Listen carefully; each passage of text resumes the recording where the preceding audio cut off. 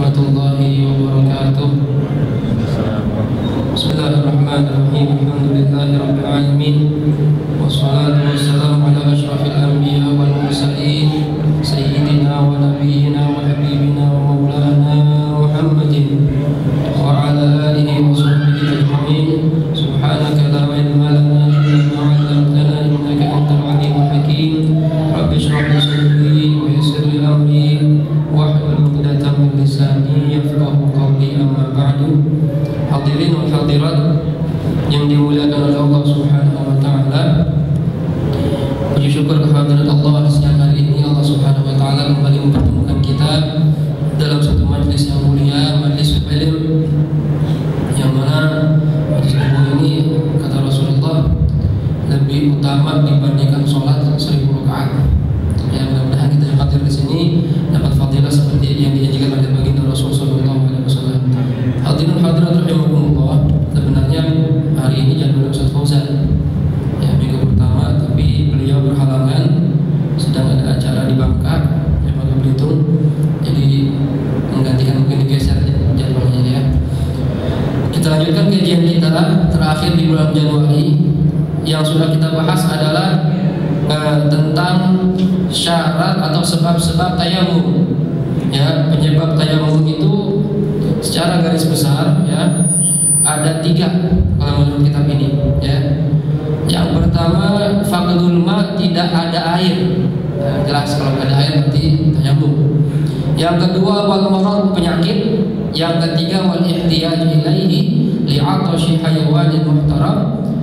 Air ada, tapi air ini dibutuhkan untuk minumnya hewan atau makhluk Allah yang dimuliakan. Nah, berarti ada air tapi seakan-akan tidak ada air. Ini yang kita bahas kemarin tuh ya. Sampai juga sudah kita bahas apabila air tidak ada, apakah langsung boleh tayamum atau tidak? Enggak, jawabannya enggak langsung tayamum. Kalau air enggak ada ya, maka wajib mencari air dulu ya. Yang pertama, mencarinya di orang yang ada sekitar dia.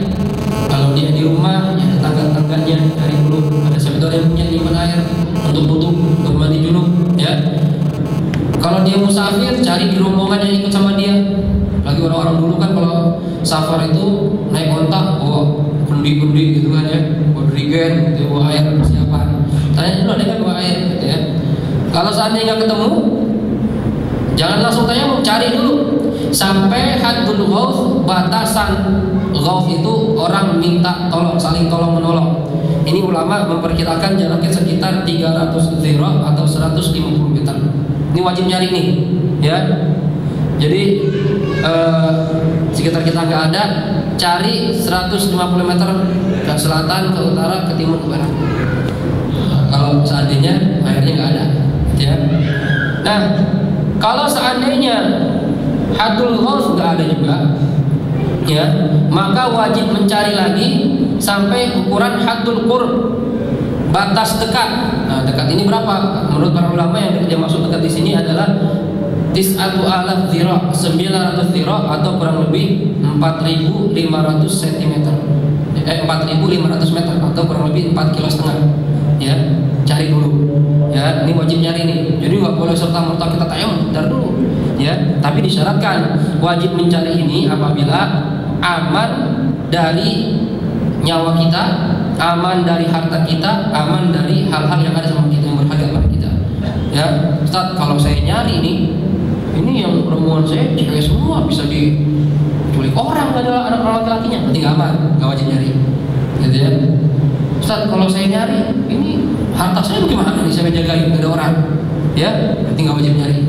Atau misalnya Ustaz ada di sana, ya cuma depan kalinya itu ada harimau, kawanan harimau, kawanan singa, nah, berarti nggak aman namanya tuh. Ya, atau ada tapi di tengah-tengah antara air sama jalan yang saya tempuh ini ada rombongan qati'ut thariq, pembegal jalan, bajing loncat. Wah, bisa habis saya dia dibunuh di sana. Nah, berarti nggak aman. Nah, kalau model seperti ini nggak wajib nyari air. Ya, jadi boleh tayamum. Jelas kira-kira nih? Ya. Nah, kalau seandainya sampai 4,5 kilo masih aman, wajib cari. Ya. Tapi kalau lebih dari 4,5 kilo yang dikatakan haddul bu'd, batas jauh, ini nggak wajib nyari. Walaupun ada, nggak wajib nyari. Ya. karena kejauhan siang. Bayangin aja 4,5 kilo utara, timur, selatan, barat, kecapean, keburu kelengker suruh tayamum. Ini nggak wajib nyari. Nah ini syarat-syarat mencari air, ya baru kita boleh tayamum. Kemudian pembahasan berikutnya syurutut tayamum. Syarat tayamum yang pertama an yakuna biturabin. Syarat tayamum ada 7. Ya, kalau tadi syarat mencari air, sekarang syarat tayamum. Ya, orang boleh tayamum apabila memenuhi syarat ini. Yang pertama an yakuna biturabin. Tayamum itu harus dilakukan dengan debu. Nah, ya. Selain debu nggak boleh. Ya. Atau ada yang mengatakan juga tanah. Cuma yang maksud sini debu, ya. Debu di mana-mana terserah. Ada yang nempel di karpet, nempel di tembok, nempel di ban mobil, nempel di pantat orang, misalnya baju orang, ya. Tukang itu kerja, debunya banyak, bawa terbang dia bang, sambil debunya boleh nggak masalah. Yang penting debu, ya. Harus dengan debu. Nggak boleh pakai tanah, debu harus pakai tanah aja deh. Usap-usap pokoknya pakai tanah nggak boleh. Atau pasir nggak boleh juga. Atau apa ya? Tepung, pakai debu tuh. Apabila tepung terigu, tetapi nggak boleh karena bukan debu. Harus dengan debu. Paham? Ya. Syarat pertama, an yakuna biturabin. Syarat tayamum itu harus dengan debu, ya. Kemudian debu yang memenuhi syarat ini ada syarat-syarat lagi. Nah, kan tayamum itu harus dengan debu. Debu yang bagaimana yang sah? Yang pertama an yakuna tahiran. Syarat debunya ini harus debu yang suci. Bukan debu yang najis atau mutanajis. Bagaimana debu yang mutanajis? Ya, contoh misalnya ada orang kencing di tanah nih, kencing, ya. Dengan adanya matahari, panas matahari, angin, kan kering tuh kencingnya, ya, serap panas, ya. Kemudian kita mau tayamum di tempat yang tadi itu orang kencing, udah kering nih, debunya ada, ya. Bagaimana hukum tayamum kita? Berarti tadi ketika kencing, tanahnya atau debunya terkena air kencing. Debu yang tadinya suci terkena najis, hukumnya mutanajis, jadi najis. Ini nggak boleh. Jelas kira-kira? Ya, karena dihukumi terkena najis. Yang kedua, an yakuna tahuran. Debu yang ingin dipakai tayamum harus suci dan mensucikan. La musta'malan, tidak boleh debu bekas pakai. Nah, ya. Orang dikatakan debu dikatakan bekas apabila ma baqiya 'ala al-'udwi aw tanathara minhu ba'da al-masih. Nih, debu dikatakan bekas adalah debu yang nempel di anggota tayamum. Anggota tayamum cuma 2, wajah sama tangan, 2 tangan, ya. Yang nempel di sini sudah kita pakai tayamum, ini namanya bekas. Begitu juga yang rontok setelah kita pakai tayamum. Contoh misalnya saya tayamum, ya, saya usap wajah saya. Satu, ambil lagi, usap tangan saya. Nah, bapak nggak boleh ngambil debu yang ada di muka saya atau tangan saya. Debunya fit, minta dong, nggak boleh karena musta'mal, bekas, suci tapi tidak bisa mensucikan. Atau debu yang saya pakai gini sebagian rontok, ente tandangin, gimana udah nyari, tandangin aja dah. Ya, ini juga tidak sah. Kenapa? Karena musta'mal, bekas pakai orang. Jadi cari debu yang baru.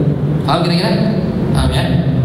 Nah, ini yang syarat kedua, debunya harus suci dan mensucikan. Yang ketiga, an yakuna khalisan. Debunya ini harus murni, jangan bercampur sama yang lainnya, walau qalilan, walau sedikit.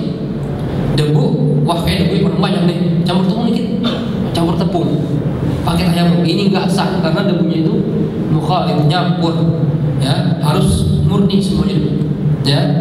Kalau di Hadramaut itu ditarik, buat saya belajar, rumah sakit itu nyiapin mangkok itu isinya debu. Jadi benar ditarik begitu, ya. Jadi mangkok ditaruh di samping ranjang pasien. Mungkin pasiennya ada yang nggak bisa wudhu, tayamum, gitu ya. Kalau di kita nggak ada tuh gitu, ya. Di kita nggak ada yang bisa seperti itu rumah sakit. Ya, bahkan mungkin kalau saatnya pun taruh begitu dibilang jorok rumah sakitnya. Ya, ngapain taruh debu di sini? Bukan dibuang, karena nggak ngerti. Ya, kalau ditaruh pakai gitu, ya. Yang keempat, an yakuna lahu khubab. Debunya itu harus memiliki unsur yang halus, ya, bukan kasar kayak tanah, pasir. Karena kalau kasar dia tidak akan menempel di sini di wajah dan tangan. Cuma kalau halus kan nempel, gitu ya. Kayak bedak itu kan nempel tuh, karena halus kayak tepung gitu, ya. Ini syaratnya. Jadi syarat pertama kalau ingin sah tayamumnya harus menggunakan debu. Yang kedua, asyaddu tsani an yaqsidahu. orang ini harus dia yang menuju ke debu, bukan debu datang ke dia. Ya. Jadi ketika kita ingin tayamum, harus kita yang ambil itu debu. Kita ambil begini. Ya, atau ada angin lagi terbang-terbangan, debu banyak, kita tahan begini, tidak boleh. Nggak boleh pas misalnya angin lagi berterbangan, bawa debu banyak, kita gini-gini doang. Nggak sah. Ya, kenapa? Karena debu yang datang ke kita, bukan kita yang jadi debu. Harus kita yang menuju ke debu. Ambil debunya itu. Bisa ambil begini, atau lagi terbang-terbang, tahan bilang kita, saya udah banyak nih. Oke, boleh, karena kita yang menuju ke debu, bukan debu yang datang ke kita. Paham kira-kira? Paham ya? Yang ketiga, ya, atau dibantu orang boleh nggak? Boleh. Oke, itu tenang aja sini. Ada cari debu, ya. Nggak usah capek-capek. Boleh nggak? Boleh, nggak masalah. Yang penting itu debu ada sama kita, terus kita pakai. Gitu ya. Kita ambil sendiri maksudnya. Gitu ya. Asyartu tsalits an yamsaha wajhahu wa yadayhi bi darbataini. Syarat berikutnya harus membasuh mukanya dan kedua tangannya dengan 2 kali memindahkan debu. Jadi ingat, tayamum itu cuma di muka sama 2 tangan, kepala, kaki, bukan anggota tayamum. Ya, jadi tayamum itu cuma muka sama kedua tangan. Dan memindahkan debunya harus 2 kali, nggak boleh cuma sekali. Syaratnya. Misal walaupun cukup bisa debu. Gimana contoh cukup? Misalnya saya punya sorban seperti ini, saya betangin sorban saya, taruh di debu. Kan banyak tuh, nempel semua. Sorban saya kan lebar, ya. Yang sebelah sini saya pakai buat basuh muka saya. Wah, dah lengkap. Sebelah sini masih banyak, masih lebar, saya pakai buat tangan saya, ya. Terus kanan dan kiri. Cukup di debu. Tapi permasalahannya dia cuma mengambil debu 1 kali, ini nggak sah. Harus 2 kali ambil. Paham kira-kira? Ya, walaupun debunya cukup, harus 2 kali ambil karena sunnahnya begitu. Ya Nabi ajarin begitu, mah? Enggak, 3 enggak, makruh lebih boleh, cuma makruh aja. Kecuali nggak cukup. Wah, pas sudah sampai sini, bisa ambil lagi wajib. Ya, tapi kalau udah cukup ditambahin makruh. Ya. Nah, jadi harus 2 kali mengambil. Walaupun misalnya ambilan pertama untuk muka sama tangan kanan, ambilan kedua untuk tangan kiri, boleh. Yang penting 2 kali ngambil. Nggak harus pertama muka, yang kedua tangan, nggak harus. Yang penting harus 2 kali ngambil deh. Paham kira-kira? Misalnya saya ngambil pertama nih, saya pakai buat muka, terus buat tangan kanan. Habis itu saya ambil lagi buat tangan kiri. Ini sah. Paham kira-kira? Ya, 2 kali ngambil dulu. Ya. Kemudian syarat berikutnya, asyaratur rabi' an yuzila najasata awwalan. Ya. Seandainya di anggota tubuh kita ada najis, maka disyaratkan hilangin najisnya terlebih dahulu. Ya. Misalnya kita berdarah atau ada nanah, ya, berarti sebelum ente tayamum harus hilangin najis terlebih dahulu. Paham nih? Ya. Nah, masalahnya air tidak ada. Sedangkan untuk membersihkan najis pakai air. Paham kira-kira permasalahannya? Kita mau tayamum, tapi di badan kita, di anggota tayamum kita ada najis. Ya, gimana ini? Sedangkan syarat sahnya tayamum harus bersihkan najis dulu. Kalau air ada dan bisa dipakai untuk membersihkan najis, walaupun sedikit, wajib bersihkan najis. Baru kita tayamum. Karena kalau pakai wudu nggak cukup untuk diperlukan orang. Cuma kalau ngilangin najis doang, boleh dah, cukup dah. Berarti wajib dibersihkan. Tapi kalau seandainya air nggak ada, ya, air nggak ada, kemudian kita pengen tayamum, sah nggak nih tayamum kita?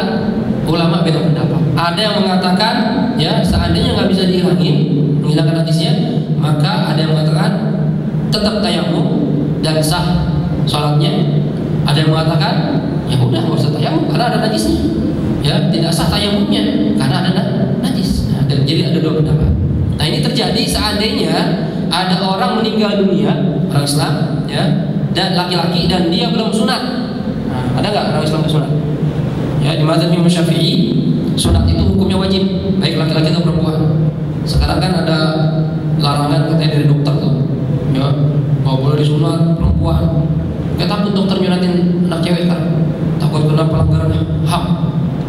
Padahal itu hukum dari Amerika atau dari Eropa. Dibawa ke sini kita iya aja udah, iya. Padahal syariat kita mewajibkan sunat. Ya, jadi kalau kita punya anak perempuan, sunatin aja, Pak. Jangan takut. Kalau dokter nggak berani, cari bidan. Jadi dukun kampung cari, sunatin. Ya, itu kewajiban kita umat Islam. Kalau mazhab Syafi'i ini, baik laki atau perempuan. Ya, kalau perempuan yang dipotong itu bibirnya, maaf ya, maksud kita klitoris, nah, bahasa kerennya klitoris. Kalau bahasa Betawi ITIR, ya, itu dipotong sedikit, nggak semuanya. Ya, kalau laki-laki adalah kulit yang menutupi kepala kemaluan kakaknya, itu yang disunat. Ya, nah seandainya ada laki-laki udah gede, orang Islam nggak sunat, ya, udah meninggal dunia. Nah, sedangkan yang namanya kulit menutupi kepala kemaluan itu pasti ada najis yang tersisa di dalamnya. Karena cebok nggak mungkin kita buka-buka begitu kan, pasti ceboknya laki-laki. Kenapa kan diwajibkan sunat supaya sah sholatnya? Kenapa kan kalau nggak sunat nggak sah? Karena ketika dia misalnya kencing, itu ada sebagian najis yang tersimpan di dalam kulit kemaluan tadi, ya, yang tidak bisa dibersihkan kecuali dengan cara dibuka begitu, ya, atau dibersihkan kulitnya. Nah, kalau anda nggak sunat, ya, anda sholat berarti sholatnya bawa najis.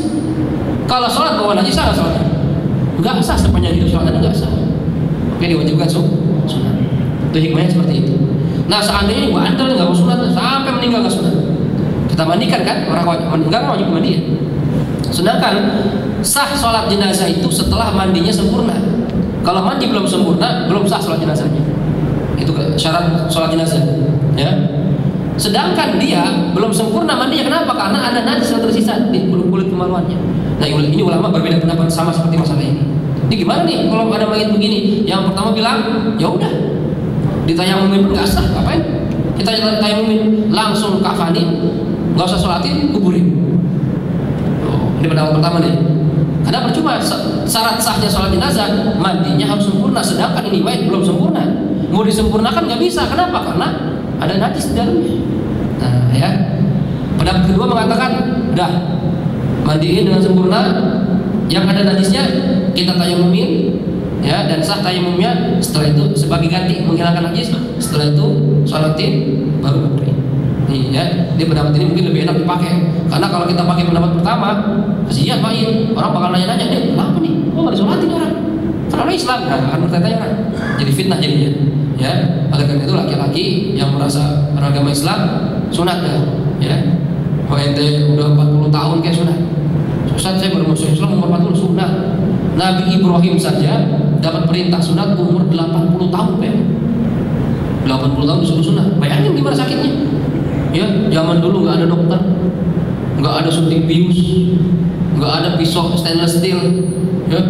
Dia pakai tulang, aduh, ente bayangin sendiri dah. 80 tahun udah alat kan kulit, udah keras, ya, masya Allah. Tapi Nabi Ibrahim kerjain itu, ya. Nah, makanya seandainya ada orang masuk Islam atau ada orang Islam belum sunat, maka diwajibkan dia sunat. Dan sekarang alhamdulillah udah enak, suntik bius, pakai laser, ya kan, bangun-bangun, ya, tahu-tahu udah selesai, tinggal pakai celana main bola lagi pokoknya sekarang.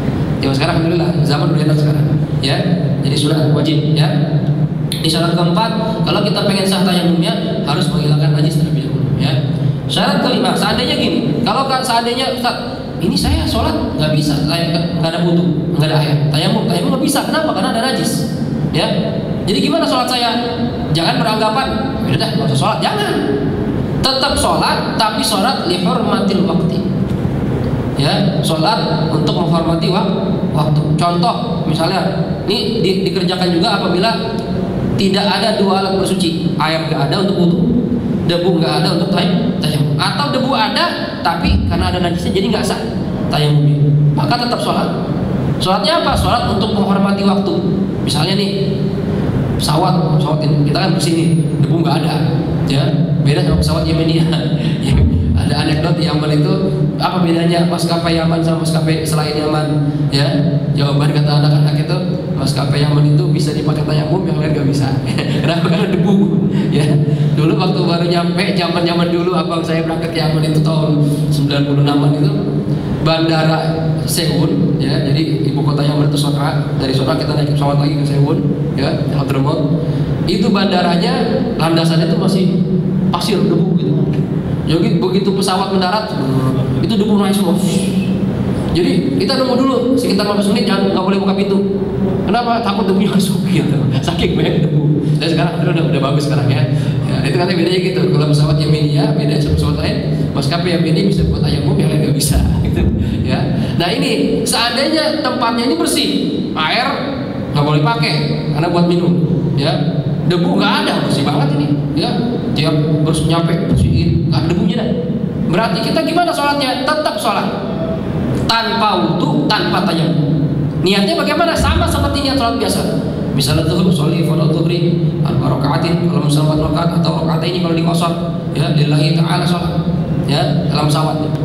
Ya, kiblatnya mana? Kiblatnya arah jalannya pesawat. Jadi nggak wajib kita nyari kiblat dulu. Tanya pramugari, Mbak, balik kiblat mana, Mbak? Suruh Pak, enggak. Udah kiblatnya arah pesawatnya. Ya. Posisinya gimana? Kalau bisa sempurnakan sholat dengan cara diri. Ya, kalau misalnya kan ada pesawat yang luas itu ada musholahnya misalnya. Ya wajib diri sholat itu seperti sholat biasa. Cuma kalau nggak bisa Pak, saya diri cuma di jalanan. Jangan, ntar ada orang mau kencing, pramugari mau lewat ya bisa lewat. Ya, jangan. Sholat aja di bangku dengan posisi duduk, ya seperti seorang sholat duduk. Sholat nih, berarti dia sholat nggak pakai wudhu, nggak pakai tayamum. Ini sah nggak sholatnya? Sah, tapi belum dianggap sholat, belum menggugurkan kewajiban dia.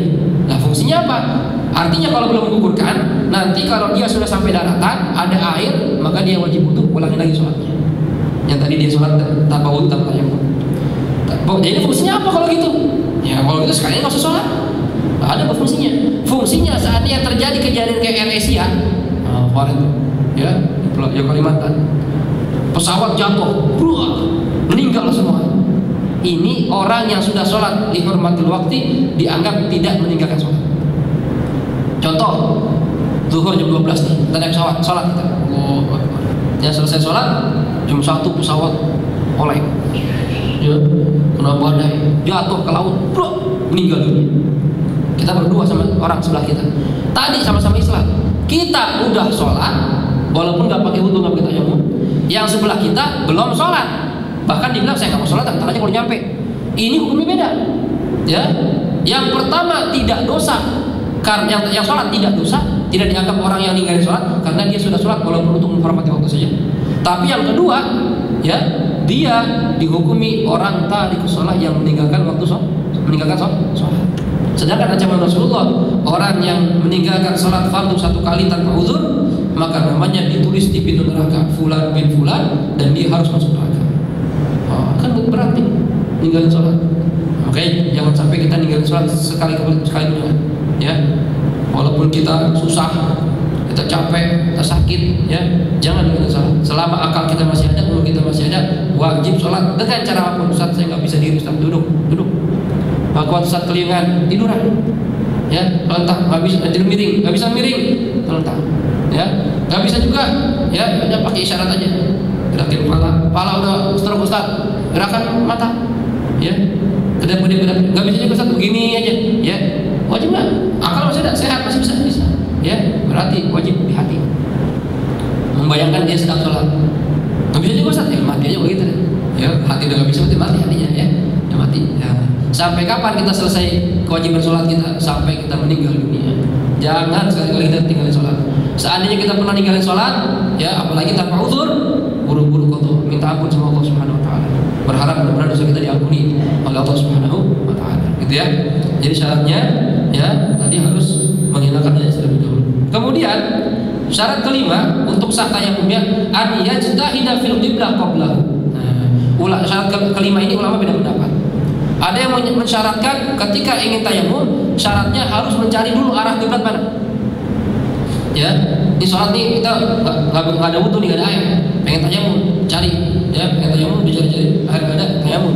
Syarat pengen sebelum tayamum harus tahu dulu kiblatnya di mana. Gitu ya, ini ada yang mensyaratkan seperti itu. Ya, tapi ulama yang lain mengatakan nggak wajib tentukan kiblat dulu, tayamum dulu, habis tayamum baru cari kiblat. Nah ini syarat kelima, ulama ada berbeda pendapat. Ya, syarat keenam, an yakuna tayammum ba'da dukhul waqti. Tayamum itu syaratnya harus dikerjakan setelah masuk waktu sholat. Artinya kalau kita tayamum sebelum masuk waktu sholat, tayamum kita nggak sah. Beda dengan wudhu. Wudhu misalnya zuhur jam 12 misalnya, kita wudhu jam 11, sah nggak wudhu?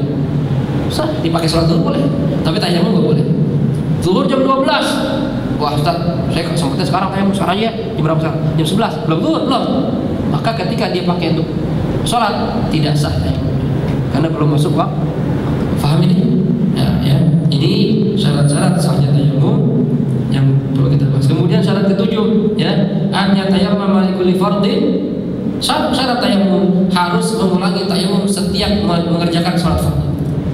Nah, beda sama wudu. Kita wudu sekarang nih salat zuhur. Masuk waktu asar, kita belum batal, boleh nggak langsung salat? Boleh, masalah. Masuk waktu maghrib, kita belum batal wudu kita, boleh nggak salat maghrib? Boleh, sekali aja wudunya boleh. Ya, tapi tayamum beda. Tayamum ini, ya, ketika kita wudu untuk salat zuhur misalnya, maka nanti masuk asar tayamum lagi. Masuk waktu maghrib tayamum lagi. Isya tayamum lagi. Subuh tayamum lagi. Ini bedanya tayamum dengan wudu. Paham kira-kira? Ini kalau fardu. Tapi kalau perkara sunnah boleh berkali-kali. Contoh, kita pengen tadi tayamum nih pengen sholat zuhur. Habis sholat zuhur kita mau sholat, ya, qobliyah, abadiyah. Boleh nggak usah tayamum lagi karena sunnah. Habis qobliyah kita mau sholat hajat. Boleh nggak pakai tayamum lagi karena sholat sunnah. Mau baca Quran boleh. Mau megang Quran boleh karena sholat sunnah. Paham kira-kira? Tapi kalau fardu wajib diulangin tayamumnya. Jelas ya? Ini 7 syarat ini apabila ingin tayamumnya sah. Insyaallah pertemuan kita berikutnya adalah furudut tayamum, fardunya atau rukun tayamum.